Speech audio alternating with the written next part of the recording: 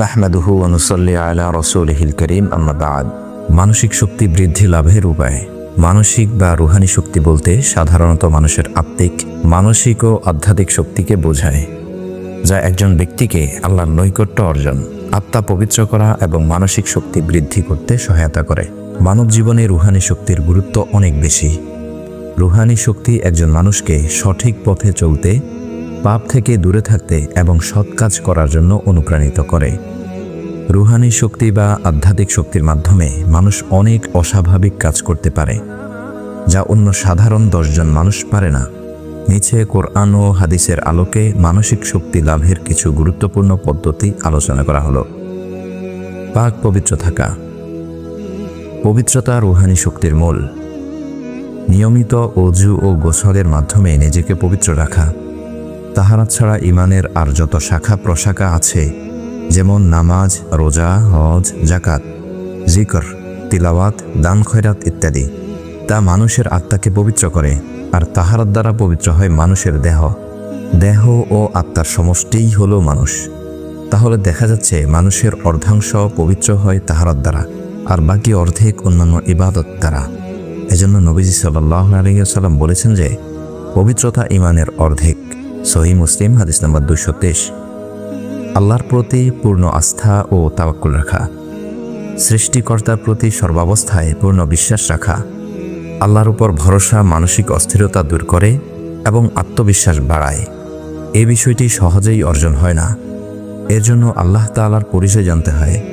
আল্লাহ কত মহান, তিনি কত শক্তিশালী, তার সৃষ্টি কত বিস্তৃত, এসব বিষয় নিয়ে চিন্তা করা। আর তখনই আল্লাহর প্রতি অগাধ বিশ্বাস ও ভালোবাসা জন্মাবে। কোরআনে বলা হয়েছে, যে ব্যক্তি আল্লাহর উপর ভরসা করে তার জন্য তিনিই যথেষ্ট। সূরা তালাক আয়াত নম্বর 3। হাদিসে এসেছে, রাসূলুল্লাহ সাল্লাল্লাহু আলাইহি ওয়াসাল্লাম বলেছেন, যদি তোমরা আল্লাহর উপর যথাযথভাবে তাওয়াক্কুল করো, তবে তিনি তোমাদের সেইভাবে রিজিক দান করবেন যেমন তিনি পাখিদের রিজিক দান করেন। জামে তিরমিজি হাদিস নম্বর 2344। নির্জনে ইবাদত করা। নির্জনে আল্লাহর ধ্যানে মগ্ন থাকা। নবীজি সাল্লাল্লাহু আলাইহি ওয়াসাল্লাম হেরা গুহায় নির্জনে আল্লাহর জিকির করতেন এবং ধ্যানে মগ্ন থাকতেন। হাদিসে এসেছে, এরপর নির্জনতা তার কাছে প্রিয় হয়ে উঠল। তিনি হেরা গুহায় চলে যেতেন এবং পরিবার পরিজনের কাছে আসার আগে সেখানে এক নাগাড়ে কয়েকদিন পর্যন্ত বিশেষ নিয়মে ইবাদত করতেন। সহিহ বুখারী হাদিস নম্বর 4953। ধৈর্য ধারণ করা। ধৈর্য একটি গুরুত্বপূর্ণ গুণ যা মানসিক শক্তি বৃদ্ধিতে সহায়ক। কোরআনে আল্লাহ বলেন, নিশ্চয়ই আমি ধৈর্যশীলদের তাদের পুরস্কার পরিপূর্ণভাবে দেব, কোনো হিসাব ছাড়াই। সূরা জুমার আয়াত নম্বর 10। ধৈর্য ধারণের সুফল উত্তম ও আলোকময় হয়ে থাকে। ধৈর্যের মাধ্যমে সব রকম প্রলোভন সত্ত্বেও নিজেকে সংযত রাখা হয়। রাসূলুল্লাহ সাল্লাল্লাহু আলাইহি ওয়াসাল্লাম বলেছেন, ধৈর্য হলো আলো। সহিহ মুসলিম হাদিস নম্বর 223।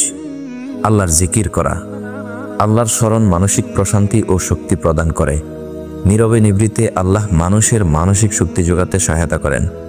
কোরআনে বলা হয়েছে, এরা সেই সব লোক যারা ঈমান এনেছে এবং যাদের অন্তর আল্লাহর জিকিরে প্রশান্তি লাভ করে। স্মরণ রেখো, কেবল আল্লাহর জিকিরেই অন্তরে প্রশান্তি লাভ হয়। সূরা রাদ আয়াত নম্বর 28। আবু মুসা রাদিয়াল্লাহু তাআলা আনহু বলেন, নবী সাল্লাল্লাহু আলাইহি ওয়াসাল্লাম বলেছেন, যে ব্যক্তি তার রবের জিকির করে আর যে ব্যক্তি জিকির করে না, তাদের দুজনের দৃষ্টান্ত হলো জীবিত ও মৃতের মতো।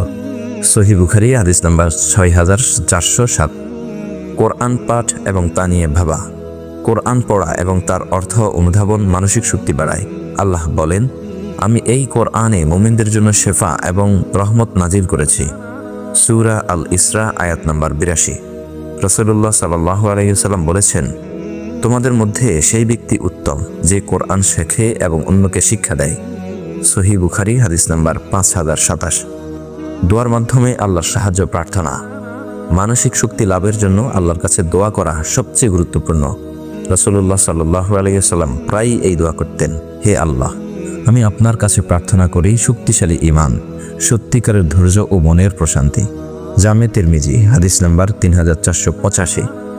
যথাসময়ে নামাজ আদায় করা।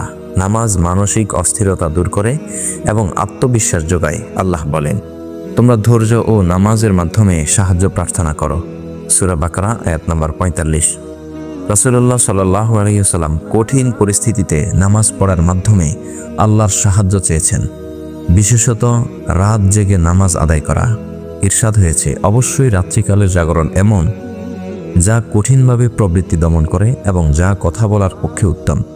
সূরা মুজাম্মিল আয়াত নম্বর 6। অর্থাৎ রাতে উঠে তাহাজ্জুদের নামাজ আদায়ের অভ্যাস নিজ প্রবৃত্তিকে নিয়ন্ত্রণে সহজ হয়। রাতের শান্ত পরিবেশ, চারদিকে নীরবতার সময়ে তিলাওয়াত ও দোয়া সুন্দর ও সঠিকভাবে সম্পন্ন করা যায় এবং তাতে পূর্ণ মাত্রায় মনোযোগও দেওয়া যায়। দুনিয়ার চিন্তা কমিয়ে আখিরাতের প্রতি মনোযোগ দেয়া। কোরআনে আল্লাহ বলেন, এই দুনিয়ার জীবন তো কেবল খেলা ও মজা, কিন্তু আখিরাতের আবাসই হলো চিরস্থায়ী। সূরা আনকাবুত আয়াত 64।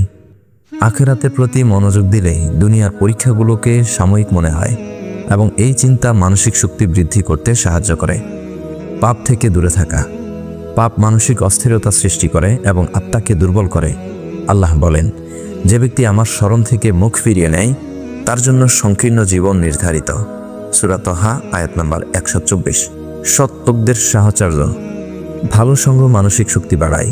রাসূলুল্লাহ সাল্লাল্লাহু আলাইহি সাল্লাম বলেছেন, মানুষ তার বন্ধুর ধর্মের উপর চলে, তাই তুমি কাদের সঙ্গে মিশেছো তা দেখে নাও।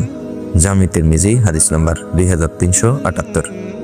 রোজা রাখা ও আত্মনিয়ন্ত্রণের চর্চা।